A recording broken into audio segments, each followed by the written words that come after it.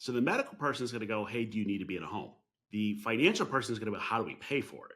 I do like the roles being separate intentionally, kind of like people think about this like end of life scenario. That's not the one I'm worried about. The one I'm worried about is I have a stroke now. I can't make decisions for 6, 12 months, but I'll probably be back. It's fair. And that's a good, very good distinction, is that it does matter at what point in your life you're at. And even the person that you've selected, because my sister's living advocates for people. Like that's her job as a nursing home administrator, is to make sure her staff and her patients are taken care of. For the medical and the financial, I feel like probably she's well equipped to do that on our behalf. Welcome to the Childfree Wealth Podcast, hosted by Bree and Dr. J, Certified Financial Planner. Here we discuss life and finances as it relates to being child-free. This podcast is for educational and entertainment purposes only. Please consult your advisor before implementing any ideas heard on this podcast. All right, so it's been a month. You had a list of homework. I have a pile of topics, so we'll find a balance between them. But kind of, where's your brain at? What you been thinking about? Kind of anything sticking out to you?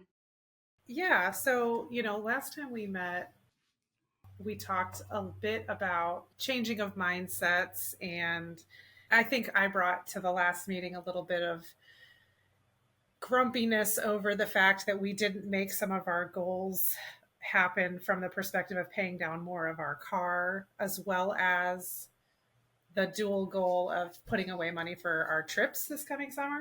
And then we had to take a step back, and you both, I think, Jay, you reminded us that,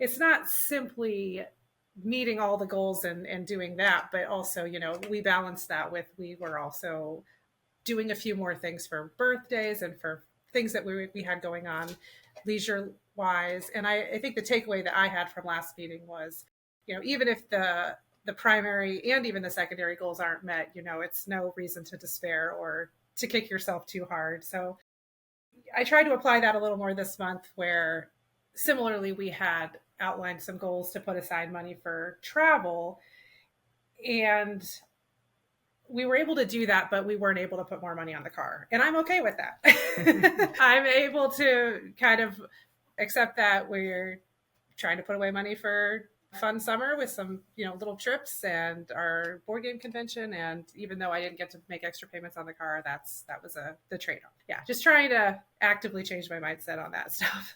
Yes. That's fair. And Matt, were you managing the budget for the past month, or how'd that go? Yeah, it went a little less. What was the word we used here? It was a little. It wasn't as formal. It wasn't as formal, yeah. We definitely still had a weekly conversation. Yeah. I think we achieved the same goals, which was to talk about our budget. And we decided that this month we don't have it for the car, but we need to be looking forward to these traveling expenses, and that's what we did. Okay. And Rebekah, did you freak out with Matt doing the budget? I did not. No, I mean, I think there was at least once or twice where I was like, so don't forget we have to talk about this.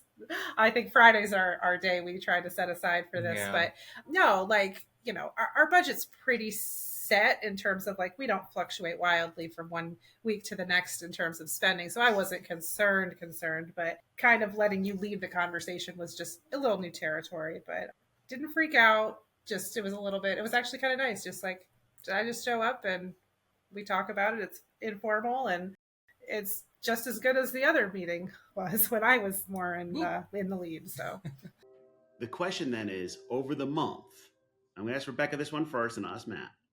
Money stress more or less than what it was the month before?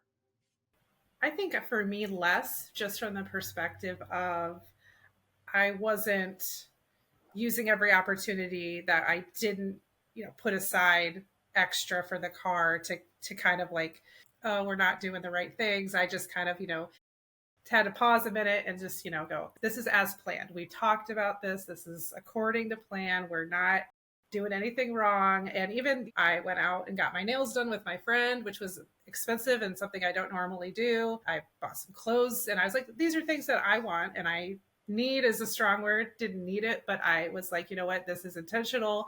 I'm not gonna beat myself up for this. And again, we'll get back at the car payment, the extra car payments next month. And just, I think it with intention, and it did take some pause and like let yourself just live your life and don't use that, take every opportunity to kind of kick yourself and make yourself feel bad about it. That was, for me, it actually de-stressed the thing a bit, which was.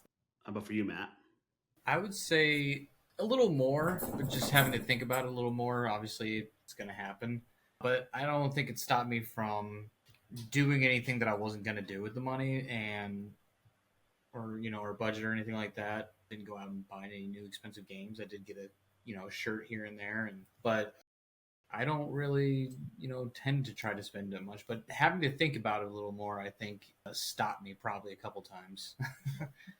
That's fair. So was it a good trade?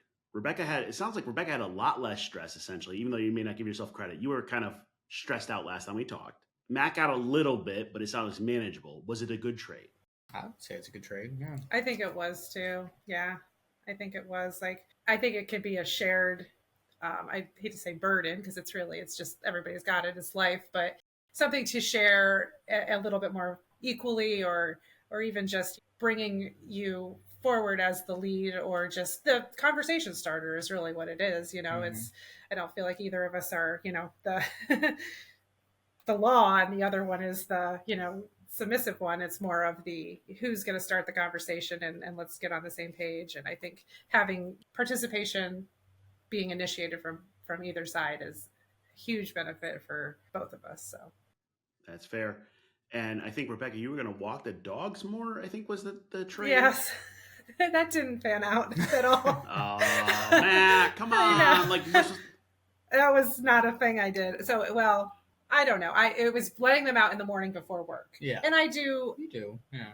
I did do it, but not like 100% or anything. So. Well, there's a couple times you're just too tired, and I was okay with you that. Get up so early. He's up at 5:45. I don't have to leave. Or sometimes I'm working from home. I don't have to go anywhere. So it's like I got to get up and then go back to bed. Yeah. So.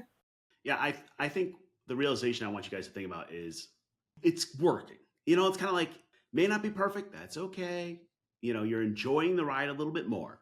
It's that journey before destination routine. And, how do we enjoy the journey versus just got to hit that goal tomorrow? Yeah, exactly. Yep. And it's not, and I think my big hang up was like, if I'm not hitting the goal, or if I'm not working towards the goal and achieving it, then, we failed somehow. We need to reevaluate, regroup, whatever. And you just, that deprives you of the enjoyment of the things that you did, the trade-offs that you either opted for or life forced upon you. You got to just accept them and move on. Well, and part of it is we get in this like avocado toast world, oh, everybody's spending too much money on avocado toast, so therefore and the world's coming. I'm like, no, you can buy avocado toast every once in a while, get your nails done, buy a shirt. Like, it's not going to kill you. As long as you're out of debt and, we're taking care of the cars. We're going along. It's not like you're like broke. Oh, correct. By no means. Yeah. Exactly. Yeah. You start running up a credit card bill, we got a problem, but that's not what we're talking about. Exactly. It's completely fair. And good point. It's, the small, I'm not even going to use the word failures, but things that we do that aren't in favor of our larger goals they're not failures. They're just part of life, and you're going to have it. Part of an enjoyable life. What I like to hear is you are making the conscious choice between, okay, we have a goal for the car, and I have some spending I want to do for the travel and stuff. That's fine. That's the whole point, is mindful versus, we call it mindlessly saving. Like, we're just constantly putting money away or paying. Like, did you enjoy your life on the way by? No. Yeah. Absolutely. Matt, I got to check back with you. Are you just a board gamer or also video games and all that too? Or yeah, board game, video games. Got a Switch, PlayStation 5. So it's a little bit of everything. If you haven't watched it yet, you do need to watch Fallout on Amazon. Yeah, we watched the first episode. It's so good. We're definitely hooked. Yeah. Just saying, finish it up. It is well worth it. Like, awesome. There's so many of those that get made that are terrible, and it's nice to see one that's actually good. Absolutely. Back to our regular scheduled program, but had to geek out for a minute. So we're making good progress there. The other thing I had my homework for Rebekah was like thinking about some what ifs and things that And is there anything like jumping out like these are the big worries? I have a list and kind of my next steps, but I want to check in with you first. Yeah, it's a good question. I think there's two things that jump out just because top of mind in my personal life. I've got several friends my age who are battling like some pretty grave illnesses and wanting to, I guess, talk through our contingency plans. And this has a lot to do with like emergency fund savings and things like that, as well as probably like disability and stuff having to do with people needing to be off work for a period of time, or even, losing a spouse, things of that nature, where it's like, okay, what's our planning? What can we be doing today if this were to become a reality? That's a big one, is dealing with illness or disability. And then I think the secondary one is a little bit more to do with like, and this is further down, I mean, hopefully, God willing, down the line, like caring for ailing parents, things like that, and things of that nature. So those are the two ones that I'm like, yeah, they're big, scary things. They happen to a lot of people. What can we do today to like make sure we are prepared for that scenario? And I feel like I've not really come to an understanding about, especially like I have my like work disability stuff, but I don't have anything in addition to what they provide. And so I guess that's kind of one of the main what ifs that I would probably like to talk through. Okay. So I had on my list three things then. So I had caring for parents. That's kind of like a big bucket. I had long-term care and kind of like the what happens if medical issues. So we're in the same boat there. And then the third was the estate planning, which is the documentation that goes with all that. Do you have a preference which of the three we tackle first? Because all of those are large topics. It's just a matter of which one you like the first. I would say the one regarding disability and planning for. All right, let's start there. Matt, did you have any specific other topic you wanted? Like, because I asked Rebekah, but I apologize, I didn't ask you. I'm on the same page with the like disability stuff and like what if our spouse dies and taking care of my parents and all. I think I have the same worries. I might not show it as much, but they're definitely there. Okay. And which pup is this, by the way? I don't know which one's which. This is Cora. Okay. Coraline. Cora. There you go. I just see the white nose popping up once in a while. Sorry, so cute. All right, let's talk about the what if you two get sick. We'll start there and then keep working it through. Rebekah, the good thing is you have long-term disability. Matt does not right now. And Matt's not going to be able to add that until open enrollment is one of those issues. Does that freak you out? To a degree. I mean, this is one of those things where it's like we've made choices intentionally that if either of us were to fully lose our income and have to quit our jobs, we would be okay. There would have to be some major shifts in the way we operate. But I am not freaked out by that from a financial perspective as much as, I guess, understanding if I weren't in the picture, if either of us were needing some sort of, and this is speak to a bit of ignorance on my part on the cost of care of somebody going through cancer treatments or any of those things where it's like, I've got the coverage I've got from a healthcare perspective, but again, speaking to friends and family who are going through similar things, it's just like, oh, this is expensive. Like, this is crazy. And it's that you're not feeling like I've got a liquid available savings to put towards that type of thing is another, I guess, aspect. That's what scares me as much as like if one of us had to be without work for a while, that I can grapple with that. It's just the idea of we can't achieve a treatment or we can't do this because we don't have a backlog of money waiting for that. There's a couple hypotheticals in there. Let's kind of pull them apart. So the first one is, hey, if you can't work, bonuses, usually 90 days, long-term disability will kick in. It'll cover 60 or 70% of your salary. Are you paying that out of your pocket, Rebekah, or is the company paying it? That's the company. Okay, so that'll be taxable. If you pay it out of pocket, it's not taxable. But okay, that takes care of income. The health care, one of the things to think about is realistically, worst case for most folks is hitting your out-of-pocket maximum. Do you know what your out-of-pocket maximum is for healthcare? I don't. That's terrible. But yeah. Okay. That's a good question. I got it. Let me share my screen. So, is $750 for a single, $1,500 for $750 in network, $1,500 single out of network, or $3,000. So $3,000 deductible, which $3,000's not going to kill you. All right, that's not the issue. The out-of-pocket maximum, the limit, $7,150, also really not going to hurt you. You can swing $7,000 there, and then but that's in network. Now, what happens is, $7,150 in network, and then out of pocket that's where we start having some issues, but that's where we find a balance. Now, the thing is, $7,150 is not going to hurt you. I mean, it'll suck, but the issue becomes, okay, what if I can't get care that's not in my healthcare insurance? So, for example, your healthcare insurance does not cover long-term care. That'd be on you. Right now you got a $350,000 net worth. The truth is you cannot afford long-term care insurance. There's a balancing act here. The way we look at it is if you have between about $500,000 and $3 million net worth, you can afford long-term care insurance. At your age, I usually wait till mid-40s to get a policy, but it's a couple $100,000 for if you're going to pay it up front. So that's why you can't afford it right today. You can get it on an annual basis, maybe, but you don't have the extra money in your budget. Right. Completely true. Okay. So I'm just being realistic on this. Right. And so when you're saying long-term care, we're talking about like in-home care, that kind of thing, end-of-life care, that kind of thing. That's completely understood. Yeah. Most of the policies will cover kind of 90 days of like rehab type care. Okay.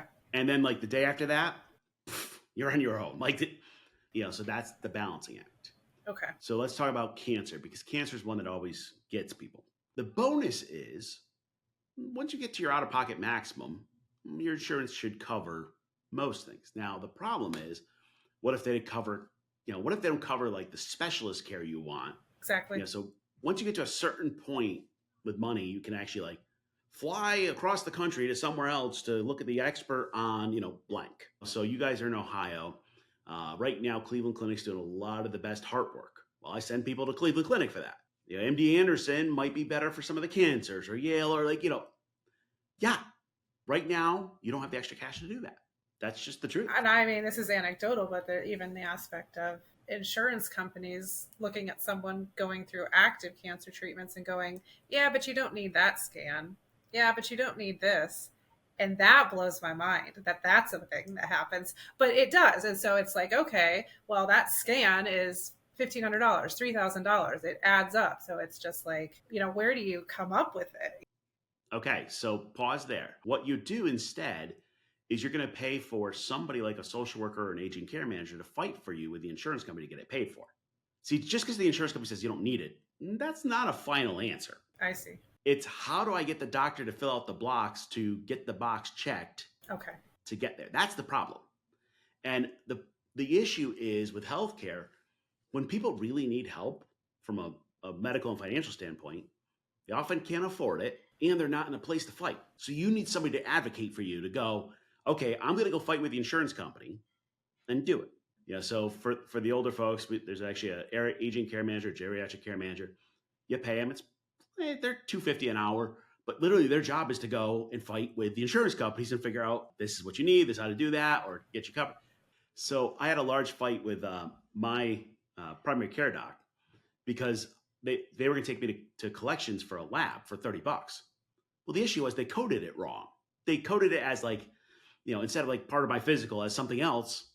And I'm like, and if I didn't know to fight, well, then you end up paying. And it's the same thing with the scans. And like the numbers are bigger, but it's the same thing. It's the same idea. Yep, precisely. I had somebody I was helping who had a stroke and needed an ambulance to go from the rehab facility back to the hospital for something. And the insurance company's like, I'm not paying that. I'm like, well, then how do you think he's going to get there?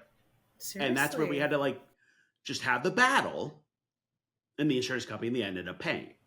Okay. But you hear the story about the insurance company not paying.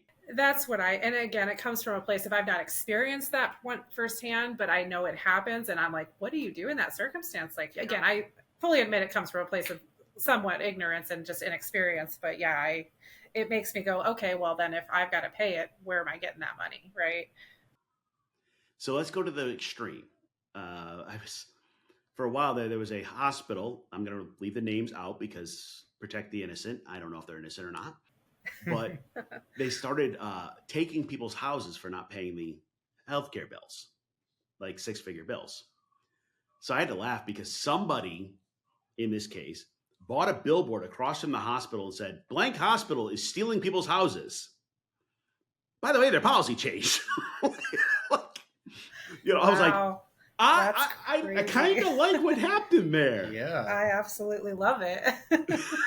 Like literally it was like in the news, like, blank hospital is foreclosing on my house. Like, wow. And that's not a unique story. That's happened many times. I had somebody who had a $100,000 plus bill, healthcare wise, and that's kind of the nightmare. And those usually happen when you're uninsured. Like you have no insurance whatsoever. Yeah. Like one visit to the ER could be a 6-figure bill by the time you're done for something, crazy. Mm. Now, so they came to me and said, hey, what do we do? I said, well, we're going to go to the hospital. We're going to talk to their financial aid office. It turns out a lot of hospitals with nonprofit have charity care and other things. And I said, and if they don't have that, we're going to ask for a payment plan. Okay. So in the end, here was their payment plan, $20 a month. And I'm like, and they were like, for how long? Yes. Kind of like. It's all you can do. Exactly. Yeah. You have to play the game and just do an appetizing thing like that, where you're just like, oh, okay. At that point, you're paying them $20 a month to go away. Like, exactly. Yeah. This is just something I'll live with now. Yeah. I understand that outcome too. That's a good point. There's more than one outcome that can be achieved there. It's important to remember. And the rules just changed. So medical debt gets coded differently on your credit report, so it doesn't even negatively impact you. Oh, is that right? Okay. I'm not saying not to pay your medical debt. But, no, sure. Yeah, that's an important detail, though. So what's your worry? I mean, I think we've talked through a lot of the big ones, which is just not having that not even just not having the money, but not having any sense of like, what would be my first step if this were to be my reality, right? Who would I talk to? Who are the advocates? And it also comes from, I've not done the research. I'm sure some of the stuff is absolutely accessible to me to find out if I had done some more digging. But, again, it's come to the forefront just through peers of mine, their experiences recently, where I'm just like, this is blowing my mind. And it's not been like something I've ruminated on a lot ahead of that. So every time I met with a new what if, I'm like, it kind of gets all consuming for a little while. And that speaks to how I process things more than anything. But I think talking through it is step one. And this has already been helpful. So. Yep. So let me give you a concrete plan.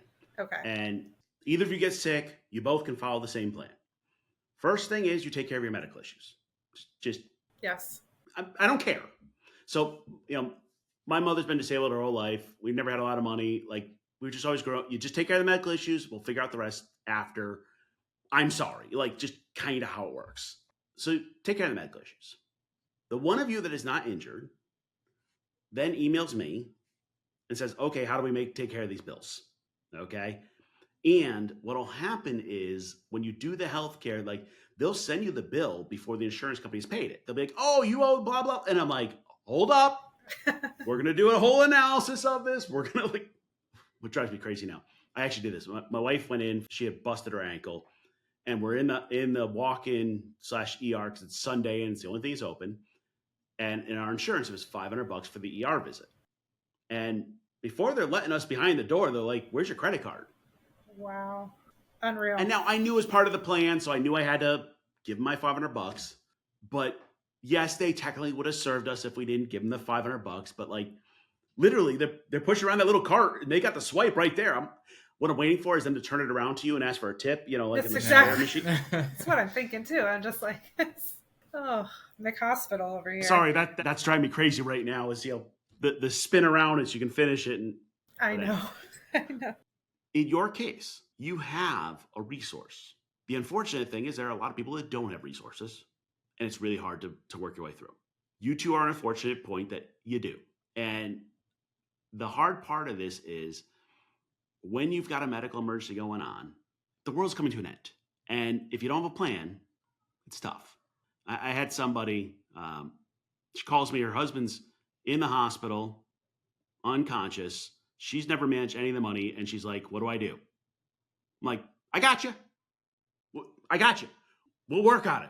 We got a plan. I got you. It's so helpful. Now, by the way, are we going to be able to pay all the bills? I don't know. Right. But we can figure it out. We can work through it. And yeah, that's fantastic. Yeah, you're right. It's having people in your corner who can carry some of that, stress that is already overwhelming for such a horrible situation. Like, yeah. The issue is when you have emergencies, who is your support team? People worry about the finance. The finance is the easiest part of this. You're right. Run up the bills. We'll figure it out after. Don't spend money, just spend money, but do it. We'll figure it out. Do what's necessary and figure it out later. Yeah, absolutely. And that is absolutely my point of view as well. I wouldn't consider ever not performing what was needed in order to do what was right, what was needed. But it was just, it's just those inevitabilities of oh man, where's that money coming from? Or we're going to come out of the other side of this, having undone all of the years of effort or, all those things that just crowd in your mind as worries. But yep. And let's be real. In the U.S., one of the top reasons, if not the top, depending on the year, reasons for bankruptcy is medical debt. That's why they've changed some of the rules around it. And we've got huge healthcare issues that are way beyond our pay grade. Absolutely true. So the reality check is the way we prepare for this is we have good health insurance. Also, by the way, that's why I don't let people take the cheap health insurance if there's any way, because the cheap health insurance doesn't have the coverage or has the higher out of pocket. Pay the little bit more in the premium. That's what get the long-term disability. You'll work through the rest. Fair. And that's when I was doing our selections. I'm kind of going through that too, where I'm like, oh, which one's better? We're pretty young, so hopefully we won't use this very much. But then it's well, but if you do, you better have the right amount of coverage because you'll pay for it 10 times later. Now, by the way, the insurance company won't like it, whatever, and that's their problem. I had somebody who was giving a speech, and he's got a company with 50 people in it, and he had one staff member had a neonate baby born way early in the NICU for months, and one had cancer, and it doubled the cost for their health insurance for the entire company the following year. But they were covered, but yeah, that's huge. All of a sudden, everybody's healthcare went through the roof because it was millions of dollars. That's what it's there for, though. Yes. Yeah. So interesting. Let's talk about your friends, your colleagues. If they're struggling, maybe it's your place to help them. Maybe you volunteer and say, hey, let me help you look at those bills and work those through. Yeah, I definitely hear what you're saying. It's, it just blew my mind to hear a pretty serious diagnosis, but they're contesting this medication, this scan. And I'm sitting there going, I don't even know where to start with that. But yeah, I mean, having heard what you've said, and I'm sure it wouldn't hurt to just sit down with them and just let them, if not anything, just vent about it. But if that can help, I absolutely would. They may also, we'll send you a link in the homework. aginglifecare.org is actually where you can hire a social worker or advocate, which is cheaper than paying for the scan out of your pocket. For your friends, come back. If you have any, if they're struggling, email me. I can hook them up with somebody. We'll figure out a way.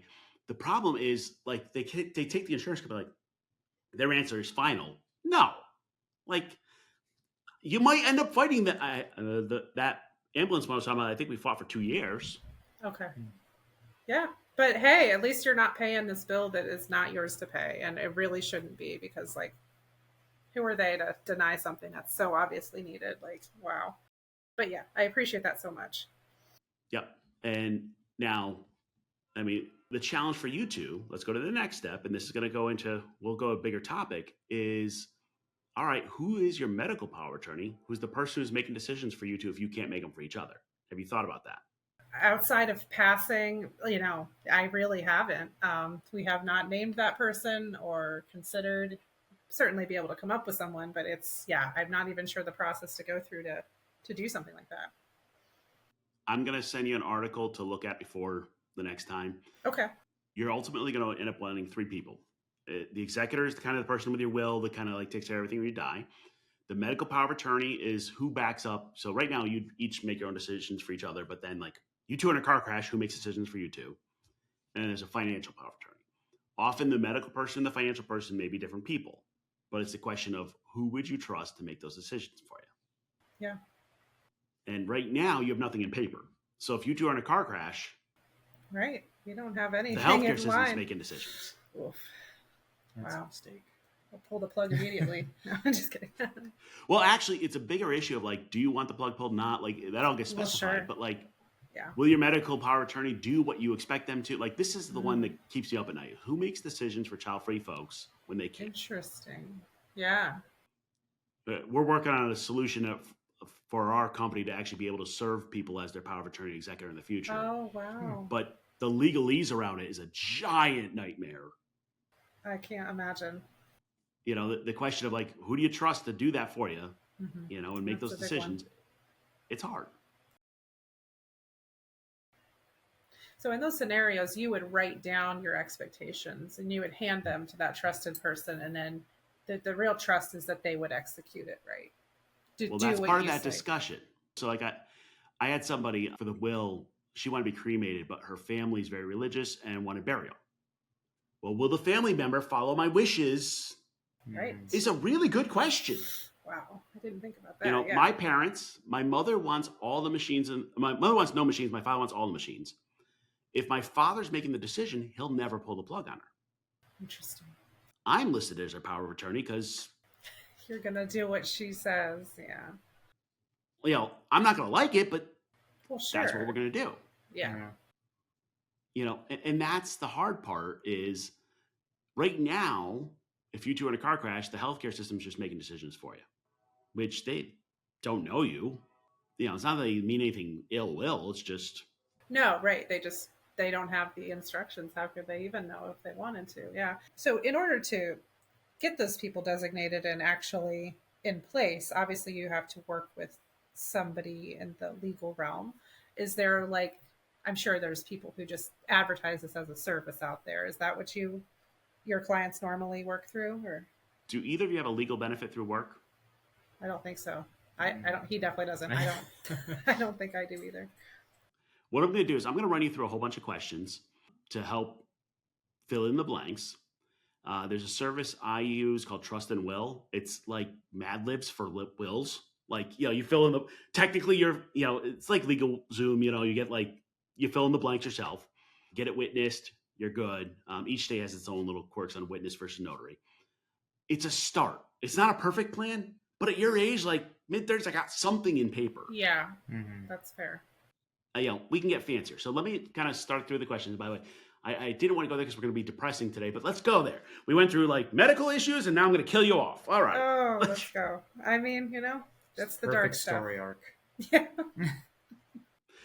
Anytime I'm doing like the planning for parents, long-term care, estate planning, like it's just heavy stuff, and there's no fun to it. So it is what it is. All right, so let's start with the will.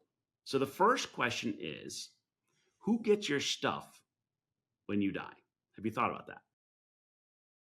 Outside of the beneficiary for on my work account, like for my 401k and everything like that, before I was married, it was my father, and now it's my husband.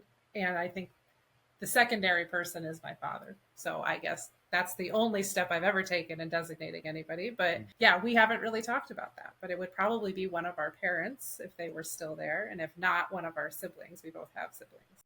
Okay, so we're going to talk through that. That's where we're going. Parents, wrong direction.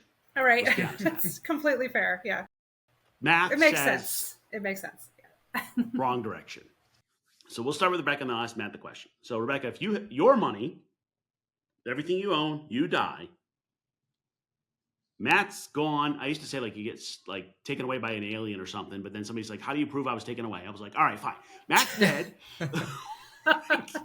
Somebody I didn't like killing people off, but fighting the scenario. They're like, it couldn't happen. It was a snowboarding accident. It was my first time and last. Yeah. He's got a whole story. Okay, so you're gone.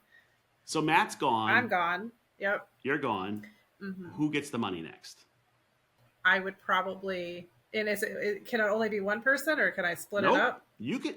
So this is the fun with the will. You can give it to whoever you want. You can give it to your charity. You can give it to whatever. But so, not having a charity in mind and or researched, I would split it between my 3 sisters. Okay. So we got 3 sisters. They get everything. Matt. Now I killed off Rebekah. Who gets your stuff after? I'd probably go with the same route. My 2 sisters and probably my best friend Jace as your brother. He's pretty much my brother. Yeah. So now here's the thing. You two just proved exactly an issue, which is which one of you goes first determines who gets the rest of the money. Well, no, I mean like yes. Well, and the deeply held desire for it to be my family members isn't, because you're right. It would have to be somebody we both, because everything we own is joint, right? I mean, we're buried. Am I wrong about that, or it would all have to go? Yes, but what's happening is the last person's will is the one that's going to control this for most cases. There's actually really interesting in the wills, like, what happens if we die at the same time and how many minutes apart, and like there's some funky case in there, but like let's just make it simple. So when I have that, some people start having go, wait, my family's getting nothing if I die first. Because what happens is, watch this. So Matt dies first. All of his stuff goes to Rebekah. Rebekah dies. It all goes to her sisters. If we flip the scenario, it all goes to Matt's sisters and brother. Are you two okay with that? That's an interesting exercise. I hadn't thought about it that way. I guess I'd give most of it to you and then some of it to them. Well, see, so this is the problem of like, do you take money away from your spouse? Like, hold up, like. Well, that again, that would be wild. I certainly would not elect to do, but ultimately, we haven't talked it through. Like, it wouldn't, for me, if I'm gone first, I don't have any grand, I don't have any grand plans or like desires to give anybody a bunch of money. Yeah. I know that might be something I just haven't thought about it, I guess. Like, it wouldn't bother me, but at the same time, I think it's something we should probably talk through a little bit more with more thought. And I'm starting a conversation, okay? Like, I'm throwing a little bomb in the room. Yes, you sure are. Running away. Let me keep going on this, because that's my job, is like, I'm stirring this stuff up, and next time we can go through like how to actually do this. Right now, if you die, in theory, it'll go to next of kin, but some states don't do that great of a job of chasing down your next of kin. Like, literally, there's states like they'll put a ad in the paper, like, anyone know Rebekah? No? Okay, thanks very much. That's my money. Really? That's a wildly poor decision. Well, if nobody claims it, the state gets it. They love us child-free folks. Oh, wow. Interesting. Yeah. They know how to play the game. I'm going to give you an alternative so you guys just think this through. One of the things I've seen people do to solve this, there's some technical ways where we can like protect some money, and it gets really kind of crazy. The easiest way is we give 1/6 to each of the sisters and brother. Yeah. There you go. Yeah. You find the people that you want to be a part of it, and you just go even Steven, and whatever happens, there's no questions. Yeah. The one downside is, what's that? I'm going to make mine a croquet tournament. Whoever wins gets it all. That's absolutely wild. You shouldn't. You can, but I'm good with it. But so the downside is, Matt dies first. Rebekah inherits everything. After an appropriate mourning period, she remarries, and now she can change the will. That is the reality check. Uh-huh. The only reason not to have a will is if you hate your family. Like, because if you want them all to fight over your money, that's... It's a good way to get them fighting, that's for sure. Oh, wow. I want you to think about splitting it between them. Now, let me give you a harder question. You two both are in a car crash. Who takes your pets? Yeah. We were actually We just just were talking this, about that. We were just saying how irresponsible of us not to have a plan for these dogs if we were not around. I mean, we do not have anybody designated. Now, I know my family would take them Yeah. because especially they mom love and dad. animals Yeah. and they have plenty of land and they would rather have them than not. At the same time, we haven't confirmed that with them or actually talked it through because it's just like, it's not these, the girls still got a long time left. Like, that's not a small undertaking. And maybe they would rehome them if they knew the right person. But yeah, it's just something I'm like, how have we not talked about this? That's completely fair. Yep. So I want you to have a primary and a secondary. The other thing I want you to think about is, do they get money for taking care of the pets? Mm. Oh, yeah. So like we have a Mastiff and a jerk cat. Somebody's getting money for taking care of them. It's just kind of like it's a big ask. Right. These are Yeah. not small animals. Exactly. Yeah. The Mastiff, I can't imagine. I mean, yeah. If you didn't sign up for it, it's like somebody better give them a little bonus for that one. And somebody the other day asked me, like, kind of, what do they give? I'm like, I see a lot of people give 25 grand. Kind of like, that's enough to take care of vet bills and kibble. And I was like, by the way, no science behind that, but I'm like, I've just seen that number a lot. Kind of feels right. Technically, that comes before we give the other splits to the sisters. Sure. It comes off the top. All right. Next up on the list, do you have any particular items, heirlooms, things like that need to go to specific people? No. Nope. You say no, I'll check back with you on that. Usually people figure out something after. It's like, oh, I've got grandma's engagement ring. That needs to stay in the family. That needs, like. Okay. Yeah, and it probably speaks to my lack of sentimentality. I literally cannot tie a lot of value to physical objects, even though it doesn't make sense. It's like, I understand completely folks that do, but like my own wedding ring, I could lose it tomorrow and be like, it was just a one. Like, it's just weird. But yeah, and we have. But ultimately, yes, that is a good question, because I don't know if you have anything from your side that I'm not aware of. But yeah. Well, that's why I just asking the question. Next up on the list, do either of you have crypto? I have a little bit of Bitcoin, like $1,000. Okay, that causes an issue with the will. We just got to make sure. We'll come back to like, how do we store it and all that. There's actually in the will is who gets your digital assets. So like, who gets your Instagram account and your face, which actually sounds silly, but it's actually a really important issue. Like, can they post on it? Can they use it? Like, kind of food for thought. I've also had a few people go, I don't want them to see what's on my digital accounts. I'm like, well, that's a different problem. That's funny. That's fair, I guess. You should have thought about that before you died. It's so funny. That's the old joke. So somebody dies and it says in their will, delete my browser history. My browser history. I've seen that. I have. You're right. So that's that. The last part we need for the will is who's going to be the executor of the will. Who's the one's going to make sure everything's given out to everybody. Do you have somebody in mind for that? By the way, you want to ask her before we name her in the will. Like, right. Seriously, like, it sounds silly. 100%. Like, you absolutely have to. You're right. Yeah. Dr. J says, I need to talk to you about my will. I've got a top choice, but yeah, if not, we'll find. Yeah. Yeah. You want ideally a primary and a backup. So that will be the executor. And the other one that's going to go in the will is like, do you want to be cremated or buried or anything like that? So you got to think about some of that. My running joke, but it's true, is we're setting up so our company will be able to do that. So Bree's going to bury me, and she has to give me a Viking funeral. Like the whole flaming arrow routine. Like, if I'm going out, I'm going out in flames. Just saying. It sounds silly, but that's the type of stuff you can specify. I don't know if she can actually do a Viking funeral, but like whatever that is. So that gets you through the will.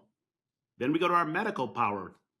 Yeah, well, she actually practices archery. She's actually got it. Like, she found a book on how to do a Viking funeral. So, like, this is happening. She's preparing for it then. I know. She's like offing me, I think. But it's like, all right. Next up's the medical power of attorney. So we've already talked a little about who makes the decisions. Matt, do you have a preference on, like, you want all the machines, pull the plug, anything like that? I mean, yeah, depending on the situation, like, pull the plug, don't need it. Yeah. Yeah.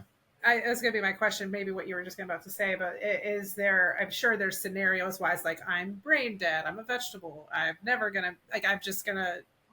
no quality of life, all of these like stipulations for like scenarios where this is the right thing.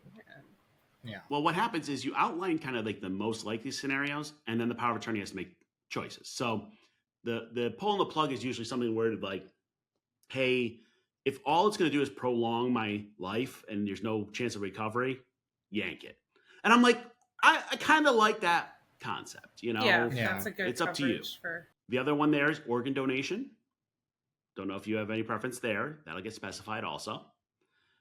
And then the third one in medical, kind of interesting. There's a in the medical power of attorney, there's a little spot that says, "Are you there? Is there anything else you really want to specify?"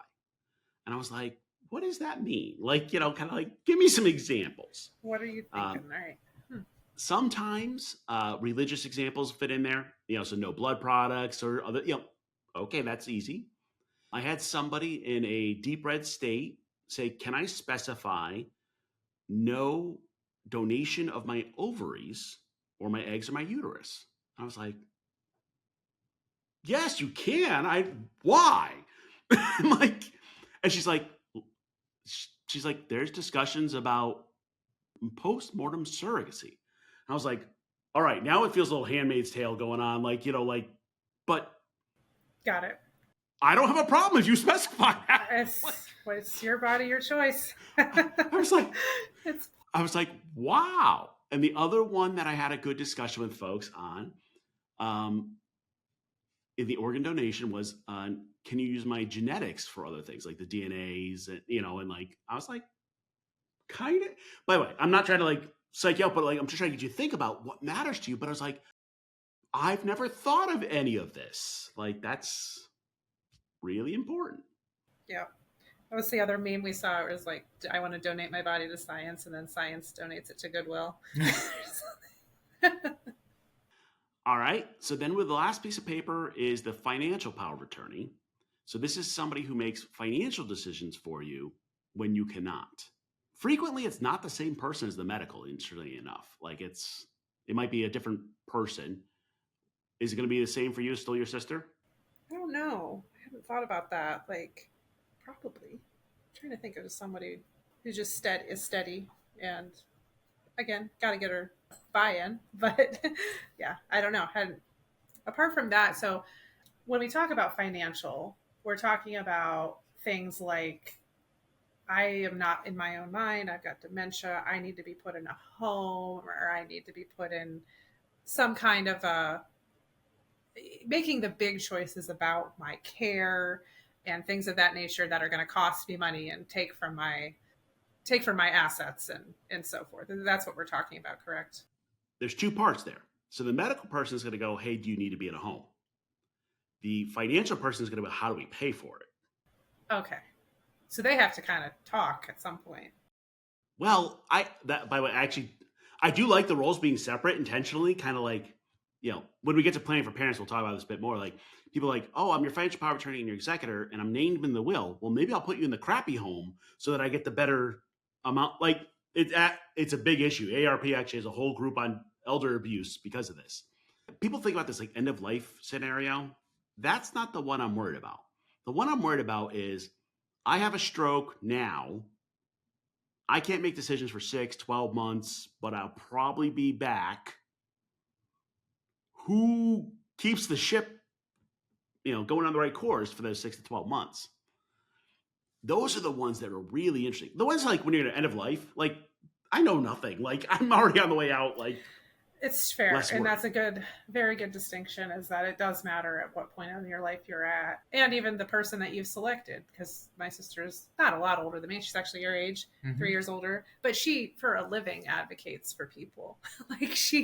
That's her job as a nursing home administrator, is to make sure her staff and her patients are taken care of. So for the medical and the financial, I feel like probably she's well equipped to do that on our behalf. But at the same time, I'm gonna ask her to be mine too.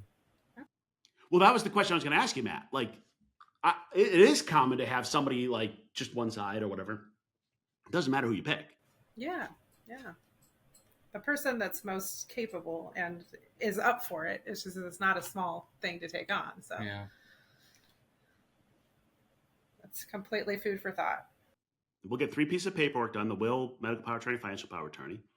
The last piece of paper we'll come back to is the in case I die file, which is a list of accounts and like passwords and how do I get to, like, people don't think about that, but like, where are my accounts? How do I know where to look? Like, where's the start of that? But we'll start working on that. But what I'll do is I'll send you an article so you can start thinking through these things. You're not going to have enough information to make a decision right this second, but I want you to and usually what happens is people start going through and go, I forgot about, and then like, it gets interesting, like what if this and what if that? And there's a lot of variables for sure. Yep. We'll also have to update your beneficiaries to match that same paperwork. All right. So to swing it back, you had asked the question, all right, what about if I'm sick and, got cancer? All right, healthcare takes care of that. The power of attorney will make the decisions. It's the best we can do.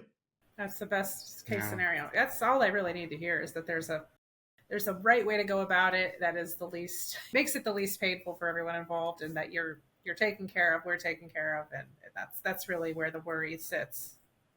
Yep. Is it going to suck? Probably. Oh yeah. No question.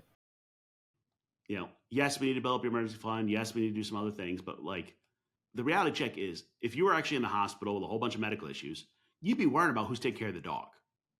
Yeah, absolutely. It sounds silly, but that, I've seen people we're all in the hospital and all right, who's letting Cora out? That's. Yeah, it's completely fair. Yeah. We'll kind of pull to an end there. Questions, thoughts, concerns?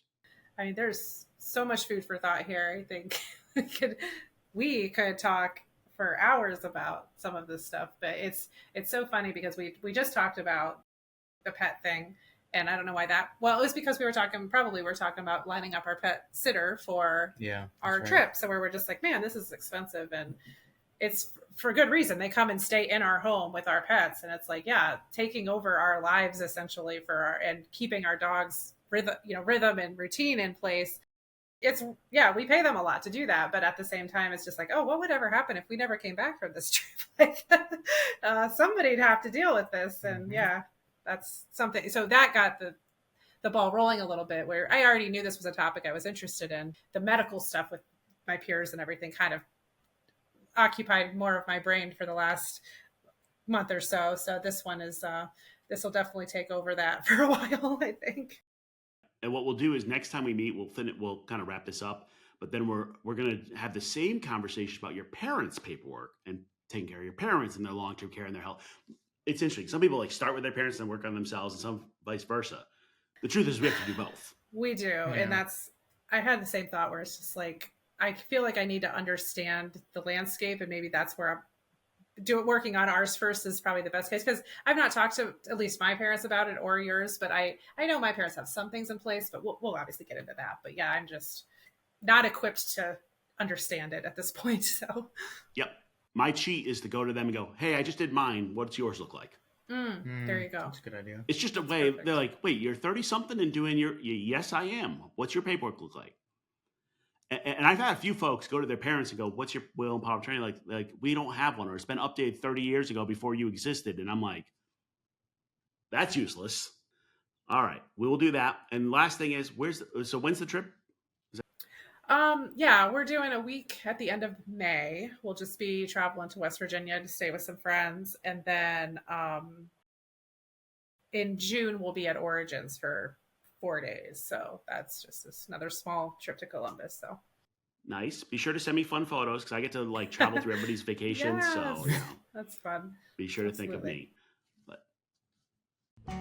If you enjoyed the show, please consider leaving a rating or review. We'd love to keep the conversation going. Please let us know your thoughts wherever comments are available, or email us at media@childfreewealth.com. To stay up to date, find and follow Childfree Wealth on social media. If you're interested in working with us, learn more by visiting our website, childfreewealth.com. We'll see you next time.